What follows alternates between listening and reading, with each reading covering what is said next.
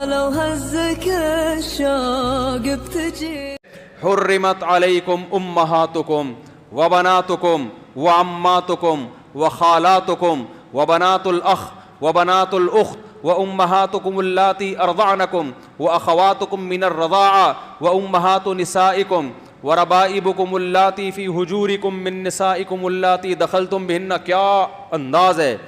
میں نے ایک انگریز کے تبصرہ پڑھا تھا اس آیت پہ. اس انگریز نے لکھا کہ مسلمانوں کے پاس یہ جو آیت ہے نا, یہ ایسی خاندانی آیت ہے. خاندانی کا لفظ میں اپنی طرف سے کہہ رہا ہوں, اس کے جو الفاظ کا اپنی زبان میں ترجمہ کر رہا ہوں. اس نے کہا سوچو جس معاشرے میں اس قانون پر عمل کیا جاتا ہوگا کیسا پاکیزہ معاشرہ ہوگا وہ. یہ انگریز کے الفاظ ہیں. اور جس معاشرے کے پاس یہ قانون نہیں ہے, وہ بزبان حال یہ کہنا چاہ رہا تھا, تو اس معاشرے کی درندگی کا کیا عالم ہوگا, وہ کیسے فیصلہ کرے گی. الفاظ کیا ہیں قرآن کے, آپ اٹھا کے دیکھیں چوتھے پارے کا اینڈ. تم پر حرام کر دی گئی ہیں ہمیشہ کے لیے تمہاری مائیں. کبھی بھی انسان اپنی ماں سے اس قسم کا ریلیشن نہیں کر, ہمیشہ کے لیے حرام. وبناتک, اور ماں میں نانی دادی خود بخود آتی ہیں, وہ بھی ام میں ہی آتی ہیں. وبناتکم, تم پر حرام کر دی گئی ہیں ہمیشہ کے لیے تمہاری بیٹیاں, اور اس میں پوتیاں اور نواسیاں بھی اسی بیٹیوں میں ہی آتی ہیں. حرمت علیکم امہاتکم وبناتکم واخواتکم, تم پر ہمیشہ کے لیے حرام کر دی گئی ہیں تمہاری بہنیں, چاہے ماں شریک ہوں یا باپ شریک ہوں, سب اس میں آ گئیں. واخواتکم وعماتکم, تمہارے باپ کی بہنیں تم پر ہمیشہ کے لیے, بولو بھائی, پھپھی جسے کہتے ہیں, مقدس رشتہ ہے. جب اپنے باپ کی بہن پہ نگاہ ڈالو گے ماؤں والی نگاہ ڈال سکتے ہو, کوئی اور نگاہ ڈالنے کی اجازت, بولو بھائی, نہیں. یہ ہے ہی نہیں, یہ نکاح کا محل ہی نہیں ہے. وَعَمَّاتُكُمْ وَخَالَاتُكُمْ, تم پر حرام کر دی گئی ہیں تمہاری ماؤں کی بہنیں, جس کو خالہ کہا جاتا ہے. نہیں آ رہی بات, چاہے وہ تم سے عمر میں چھوٹی کیوں نہ ہو, لیکن چونکہ تمہاری ماں کی بہن ہے تو لیول اس کا وہی ہے نا, تو جب اس پہ نگاہ ڈلے گی ماں والی نگاہ ڈلے گی. وَأَخَوَاتُكُمْ وَخَالَاتُكُمْ وَبَنَاتُ الْأَخِ, تمہارے بھائی کی بیٹیاں تم پر حرام ہیں, کیونکہ تمہارے بھائی کی جو بیٹی ہے وہ تمہاری بیٹیوں کی طرح ہے, کبھی بھی اس سے نکاح نہیں ہو سکتا. وَبَنَاتُ الْأُخْتِ, تمہاری بہن کی بیٹیاں جو تمہیں ماموں کہتی ہیں, تمہارے بھائی کی بیٹیاں تمہیں چاچو کہتی ہیں. یہ کیسا رشتہ ہے کہ ایک طرف چاچو بھی کہہ رہی ہیں, انکل بھی بنا رہی ہیں. انکل کا اصل میں تو چچا سے نکلا ہے, وہ انگریزوں نے پھر اس کا مفہوم اتنا وسیع کر دیا کہ پوری دنیا کو انکل بنا دیا انہوں نے. جب وہ تمہیں چچا کہہ رہی ہے, تمہیں احترام دے رہی ہے, عزت دے رہی ہے, تو اب اس سے یہ ریلیشن قائم نہیں ہو سکتا, نہ حلال نہ حرام. حرام تو ویسے ہی حرام ہے, حلال بھی نہیں ہو سکتا. وَبَنَاتُ الْأُخْتِ وَأُمَّهَاتُكُمُ اللَّاتِي أَرْضَعْنَكُمْ, کیا انداز ہے قرآن کا. وہ مائیں جنہوں نے بچپن میں گود میں لے کے تمہیں دودھ پلا دیا, ان سے بھی ایک تقدس کا رشتہ قائم ہو جاتا. پہلے تو بہت ہوتا تھا, اب کم ہوتا ہے.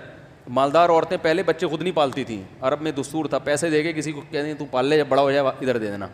میں اس لیے جو ڈیفینس کلفٹن کی عورتیں ہیں نا, ان سے کہتا ہوں کہ آپ سے اگر بچے نہیں پل رہے ہیں نا تو پیدائش کو روکو مت, پیدا کر کے دائیوں کو پکڑا دیا کرو, یہ پھر بھی بہتر ہے. اور یہ ثابت ہے اسلاف سے. خود ہمارے نبی صلی اللہ علیہ وسلم کی والدہ محترمہ نے نبی کی ولادت کے بعد مائی حلیمہ کے حوالے کیا نا, حوالے کر دیا, تو مائی حلیمہ بھی آپ صلی اللہ علیہ وسلم کی کیا بن گئی, ماں بن گئی, کہ انہوں نے دودھ پلایا نبی صلی اللہ علیہ وسلم کو.